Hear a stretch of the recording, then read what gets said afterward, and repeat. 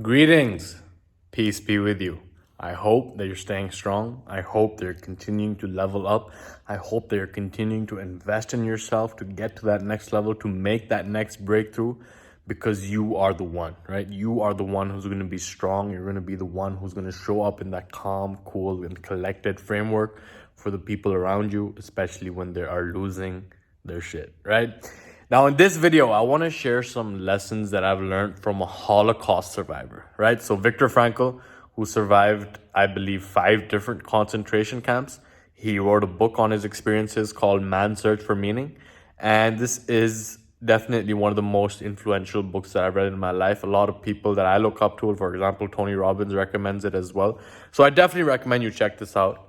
But what I want to share with you is what I got from this reading, right? So, when I was like in my early 20s, I would go out and travel, right? I'm like, yo, I don't know what I'm supposed to do.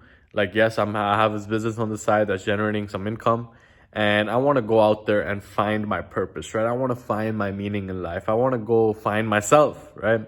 And then I would go out, like travel to Far East Asia, Cambodia, Vietnam, like Thailand, go out to like North America, go to all these different places and, in search of myself. And lo and behold, what I found at the end of that trip was just someone who was looking for himself, right? And I realized that the more I tried to find myself, the more I found someone who was just looking for himself, right? So it was like a cycle that I ended up getting stuck in. And, the main lesson that I got from Man's Search for Meaning, which is Viktor Frankl's book, is that, he came up with the philosophy of logotherapy. And this basically states that, we tend to, like us as humans, we tend to ask, what's the meaning of life? What's the purpose of my life, right? We're asking these questions, but at the end of the day, we are the ones that are being asked that question, right? We are not the ones who have the right to ask this question. We don't even have the privilege to ask this question. We are the ones that are being asked this question through life at every single moment. And we are the ones who are answering that question through our behaviors, right? So at the end of the day, the biggest realization is that, maybe not like, it's like, everyone worships. It's just that what they get to choose to worship, right? It's like, okay, maybe I'm atheist. Okay, maybe I'm Muslim. Maybe I'm Christian, right? At the end of the day, these are just labels. When you look at what someone does every single day, how they spend their time, where they spend their money, right? The 2 resources that we have, where are those going? And that, if you follow that trail, that is going to reveal to you what is truly important, what is something that this person really values, right?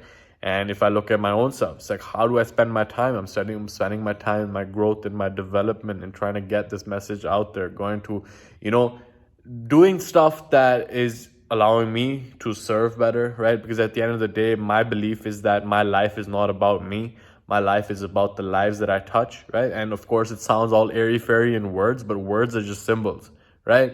I talk to my family a lot. They're like, yeah, I've been reading the scriptures and this, that. But it's like, okay, you're reading the scriptures. That's great, right? That's step number 1, to actually read the scriptures. But are you actually living in alignment with them? Because right after telling me that you read the scriptures, then you're going to go and gossip about someone, and then you're going to go and not actually live that philosophy, right? Because philosophy is something that's meant to be lived. It's not something that is meant to be thought about. It's not something that is meant to be, discussed, because words are just air at the end of the day. And the more we can actually begin to embody these words in our behavior, right? Actually live them, that is where the rubber meets the road, right? So at the end of the day, it comes down to the fact that, what is truly important to you, what is valuable to you. Like, don't think about it. You can talk about it if you want, but at the end of the day, just run an audit of your decisions every single day, right? Run an audit of how you spend your time. Run an audit of where you spend your money. Because at the end of the day, you are the one that is being asked this question. What is the meaning of your life? Don't try to look for it.